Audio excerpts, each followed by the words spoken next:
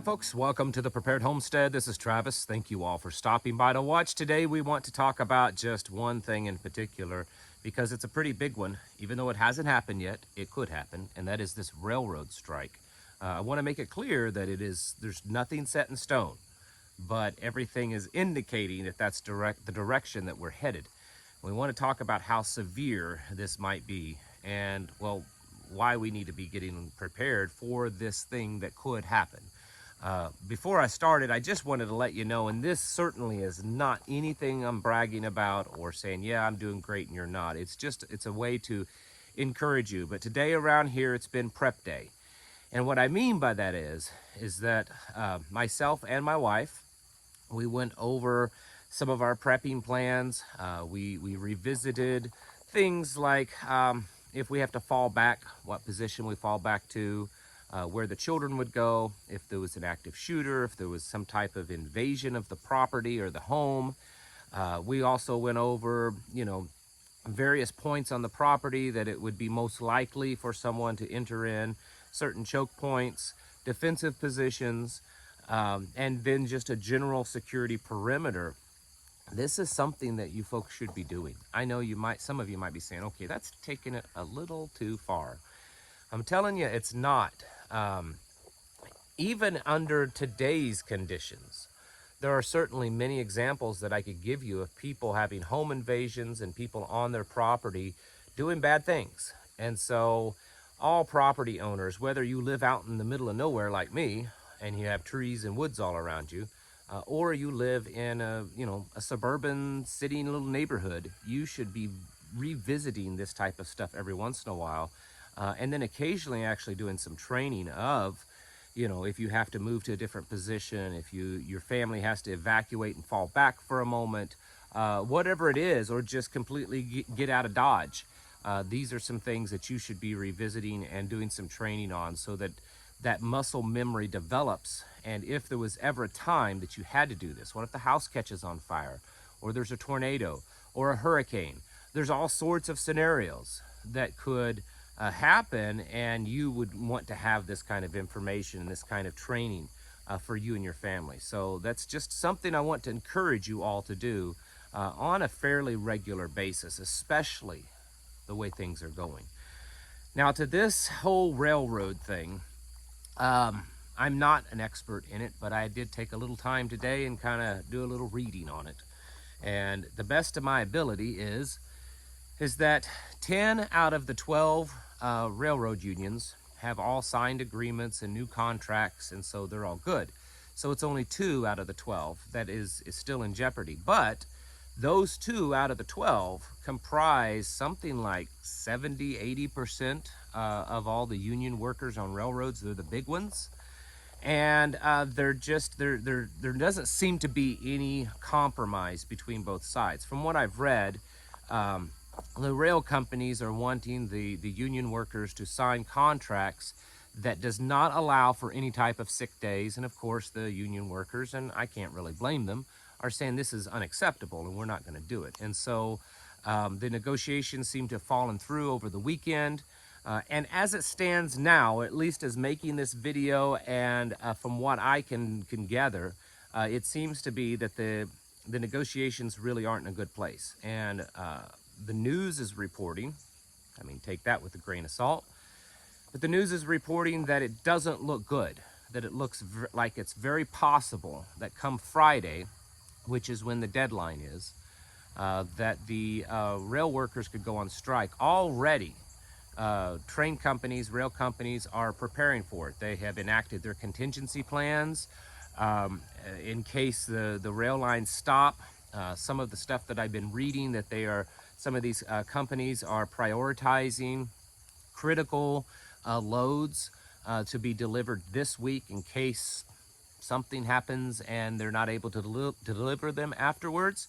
Some of this is also including government freight that is being moved, maybe military, DOD, who knows what it is. But there's definitely already beginning, as of today, a slowdown of rail companies. They're getting themselves ready for this shutdown. And there's plenty of articles out there in the news. if this happens, if this has been going around on Twitter, and I'm having a hard time, I'll admit, I'm having a hard time verifying these numbers. But there are several news agencies picking this up and sharing this. So we're just going to assume for right now it's true. It does sound probably like it is. We're talking 500,000 truckers aren't going to have freight. $2 billion a day that's going to be lost in the United States. Somewhere in the 40,000 cargo containers are just going to be setting. I mean, we're talking some massive numbers here that's going to affect the entire country. Now, for those of you that think back, I know this is a long way to think, but over the past couple of years of the port congestion problems that we've had, predominantly in LA, there in the ports there in California, but they have been happening elsewhere. Virtually all the ports have had problems. And part of this slowdown of the supply chain is due to that. It's not the only reason, but it is certainly part.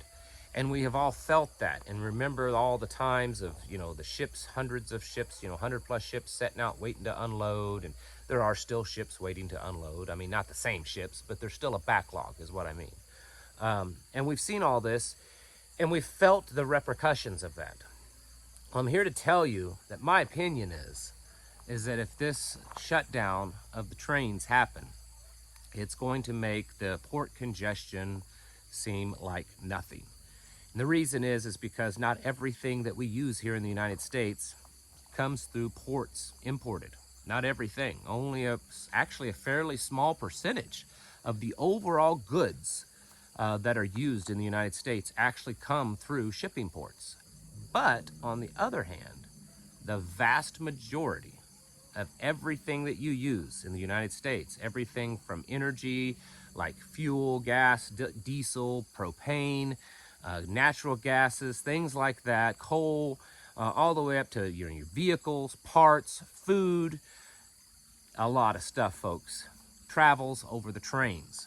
And there's just not enough truck drivers to take up, the slack, because there's already a shortage of truck drivers. They're struggling to get enough people into the trucking industry to keep it afloat already. And if you shut down the trains and you expect the trucking industry to pick up for it, it's just not going to happen. And not to, including the fact that it would take a lot longer to get things moved around if it were to be taken by individual trucks. This is going to be catastrophic if it happens. And again, I want to be clear, there's no guarantee that it will happen. I mean, there's about 4 days or so, 3 or 4 days. And certainly in that time period, there could be some resolution, that they come to. The rail companies are begging for Congress to step in and force the rail workers to go to work. That's always a possibility. It's a possibility that, Joe Biden himself may try to pull something out of his hat so that he can look good and the Democrats can look good for the, upcoming election. Who knows? But as preppers, we should always be prepared. We should always be ready for this. And if this does happen, it is quite possible that it could be another big, and there's always little ones along the way. Every day there's always something happening. But over the past few years, all of us can recognize that there were certain really big instances, things that happened, the whole health crisis, the whole COVID thing, other things that happened that stood out from the rest of the pack. This is definitely going to be one of them. And if this happens going into wintertime, going into cold seasons, folks, it's not going to be good at all. This could certainly pave the way for much more Marxist communist measures. This definitely would be one of them if it does happen, of shutting down the rail lines and limiting the amount of stuff that you and I have. I mean, the amount of food. You think food shelves have been periodically empty or products hard to get on your shelves or in your stores or purchase it or Amazon or all the things that you do on a daily basis. If you think it's been kind of rough at times, you just wait until they shut the trains down. It is going to be catastrophic if that happens. Again, there's still a possibility it won't. But everything at this moment seems to be pointing to that direction. I don't know what to tell you exactly on what to get ready other than all the stuff that I've been telling you for weeks and months and years now. All that stuff is what you should have been doing, because Could you go out this week, tomorrow, the next day, and get enough stuff to be prepared by Friday? Probably not, at least the average person couldn't. And we're already seeing, because I just showed you, there's several news articles out there saying that the slowdown has already begun. That these train companies are already, canceling deliveries and orders and restructuring and everything because they're anticipating a rail shutdown. And so they're getting it ready, and they're already seeing, as of today, across the country, a slowdown. So over throughout this week, we're already going to start seeing it happen. And, no pun intended, but it's like a big freight train. It may take a little bit to get it stopped, but once you get it stopped, it takes a lot to get it going again. And so even if, this is just my thoughts, even if there was a shutdown and a few days later or a week or two later, they figured it out and they reopened everything, it's not like there's just going to be a 2-week gap there. It's going to take quite a while for the trains and the shipping and the whole supply chain to get caught back up. So we're almost to a point, I would say, that regardless of the outcome, we're going to feel the effects of this. So continue stocking up. Getting yourselves ready for colder weather is a necessity. Folks, getting out there and planting your fall and winter gardens. That's something that we're working on also this week, is working in our garden, because it's that time of the year, and many of you live in places and regions that you can grow actually quite a bit of food over the fall and even winter months. So certainly get out there and do that also. Continue focusing on your tribe, your community, your small groups, because that's also going to be very key with all of this. And then just overall securing yourself, your home, your family, your money, because there's just a lot of stuff happening right now, folks. We have to be serious about getting our houses in order. This isn't a game. This isn't something that's been just, it's just happening, and it's just us little tinfoil hat crazy people that are noticing it. No, it's being noticed a lot of places, and a lot of people are getting ready. There's all kinds of stuff happening in Europe, stuff happening in Asia and down in the South Pacific, a lot of countries over there. Just a lot going on. A lot of very important dates coming up this month and over the next few months, and we don't know what all is going to happen at those dates. Maybe nothing, but it could be something, and there's just a lot happening. So now more than ever, you really need to be preparing yourselves mentally, physically, and spiritually, because there's just so much happening, and we have to be ready so that we can endure to the end, folks. Folks, get your houses in order. Prepare yourselves mentally, physically, and spiritually. Thank you for watching, and I'll catch you in the next video.